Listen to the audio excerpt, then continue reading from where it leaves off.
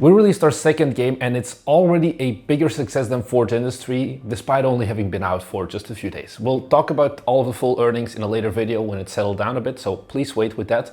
But during this process, we made the game in 1 month and it has taught me some truths, something that you don't want to hear, but you probably should hear as well, about game development and the fact that what you as a developer want versus what the player actually cares about often has a very big gap in between them. So I just want to go through some things that I've learned that, you know, your players actually do not care about you at all. And it sounds harsh, but that is something you need to keep in mind as well when developing on those games, because often you have that idea, and I see developers get stuck in that, oh, I'm just going to make my dream game and it will be so perfect and everyone will love it. And then they release it 5 years later and no. Unfortunately, it turns out that nobody likes it because they were too focused on building their own dream and not worrying about, hey, is anyone even going to want to play this? And I think that first problem is that we as indie game developers, we love indie games most of the time as well. The problem is that is not the greater Steam or the greater player base in general often. And one way that you often see this where developers, they make like these posts on Reddit of like, oh, I spent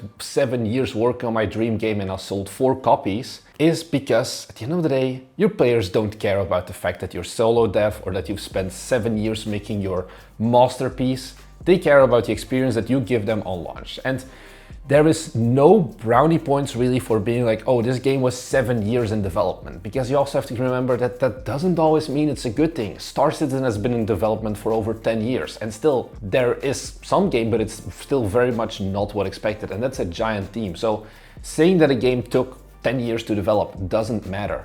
Also, often you can't even really say it in your marketing material because nobody cares. Does the game look good? Does the game feel like play well? That is what's more important. We don't mention that we made Unicycle Pizza Time in 1 month because it doesn't matter. If we made it in 1 month or 3 months, it wouldn't have changed how the player experiences that first startup that much. Yeah, it would have maybe been a bit more polished, but the general gameplay design and the game loop would have been the same. We'd have maybe some more levels and things like that, but it wasn't going to be like The Secret where spending 3 times as much development time would lead to 3 times more sales. It doesn't scale linearly. And I see this problem where a lot of developers, they see like their wishlist number be at 200, and instead of actually thinking about, hey, I should market this game, they're just like, oh no, I just need to let this cook for another year, and then like the wishlist will slowly build up. Wishlists will not slowly build up on their own. You'd have to work for them yourself. So try not to cope and be like, hey, I need more dev time because that's gonna make my game better.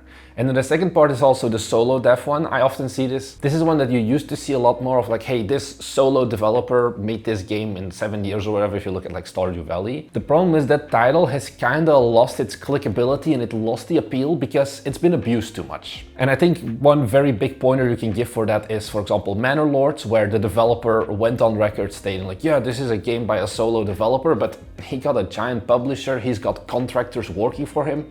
Does it really count as a solo developed game? According to the internet, the answer was no, and that definitely tarnished like the genuineness of saying like, hey, I'm a solo developer. It can still work for like some news articles, but it's not going to be much of a driving force and much of a reason for people to buy your game anymore. You can say it, of course, but don't make that your marketing selling point because your players do not care. If anything, once again, being a solo dev doesn't always mean that you have a better game because you can't be great at everything unless you're Eric Barone and do take like 7 years to make everything. And then let's say that, hey, you do actually make a game and you understand the passion and the art and all of the crafting behind making a game and the entire experience. The problem is that most people on Steam don't care about quirky indie games. There are a lot of indie games on Steam, but a lot of Steam players also just care more about Black Myth Wukong and all of the other AAA games that are coming out that look very fancy, that have like pretty basic combat maybe in certain degrees, but it looks pretty, it's decently fun to play, and that already is enough for them. They often don't want to go that extra step and start playing some weird niche subgenre. So you could spend 7 years making your dream game. I was talking to a developer recently. He was like, yeah, for my game dev studio, I'm gonna make my dream game now that I've had some experience, and I'm gonna make a point and click 2D game. And I'm like, are you fucking stupid? Do you plan to actually keep your studio afloat with this approach? Because the data doesn't lie, guys. There are barely any games that are like that style that do make money, and the ones that like do still make money, even if they have like giant publishers behind them, still don't earn that much in the grand scheme of things. This is the part where I often get called a soulless hack, because it's like, oh, just look at the stats, but it depends. Do you actually want to release a game just to have said you released a game and 4 people play it, or do you want to release a game that actually people play, that people will give you money for? And if that's the case, well, you do kind of have to lean into that. Hey, what is the meta? What are the games that are going to be successful? For example, Crisostomo often says like crafty buildy games, or making early access open world survival games, and then you, after like a year of development, like in early access, you just abandon the project. Those are the approaches that at the end of the day will probably earn you the most. For Unicycle Pizza Time, once again, we looked at, okay, what is something that is good to market, that is good visibility and all of that. And we just took that and we just made a game with it. And it blew up because we made something that there's actually a demand for in the market. And often I see this, it's like, yeah, for your first game, you probably want to make something that you kind of enjoy making. And don't get me wrong, we enjoyed making Unicycle Pizza Time as well. But making a game that only 3 people will want to play because you are too dead set focused on, I want to make my own dream game, and not on looking at what is actually something that there's a demand for, is hard.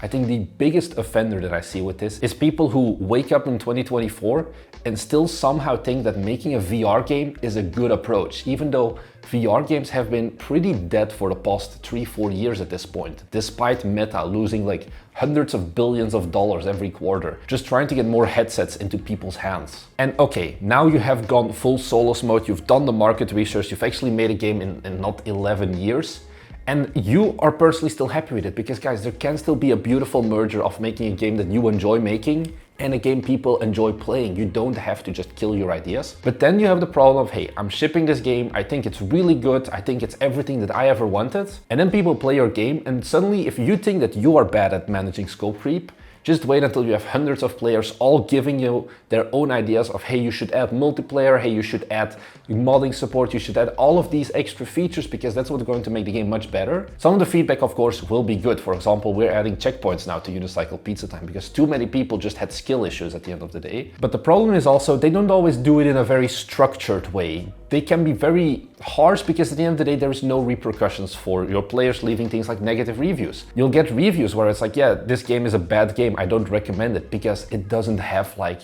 multiplayer support. If only it had that, then it would be a good game. And it's like, I can't just add that. And you can like kind of respond to comments, but often it doesn't really matter. We've only had it once that we responded to a comment as a developer and actually ended up changing the comment that was related to bugs. And also Steam just doesn't recommend you to answer to comments, but the problem is those are still the nice ones. You will also get people who will legitimately send you death threats, who call you stupid developers, who will find ways that they hate your game, that they hate the thing you've made, and they will just say it because, once again, it's the internet. You guys do it on our YouTube comments as well sometimes, where you just start with these completely inane, baseless statements without having actually watched the video or actually having played the game for yourself.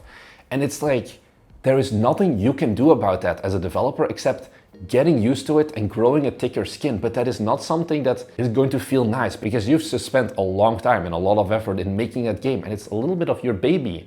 And then all of these random people come and they call your baby ugly, even though it's still beautiful in your eyes. And there is nothing really you can do about that. It's the only thing you can do there is get used to it, because players are very demanding. I think in Steam it's gotten even worse because you have this many indie games where the average price per game has also gone down year over year, where players get more and more demanding. If you have a $10 game that doesn't have 8 hours of replayability, suddenly it's a bad game, which is like crazy for the amount of copies you would have to sell to actually recoup that development time. But because there's just so much supply, your players can also just demand the moon, basically. How do you deal with this?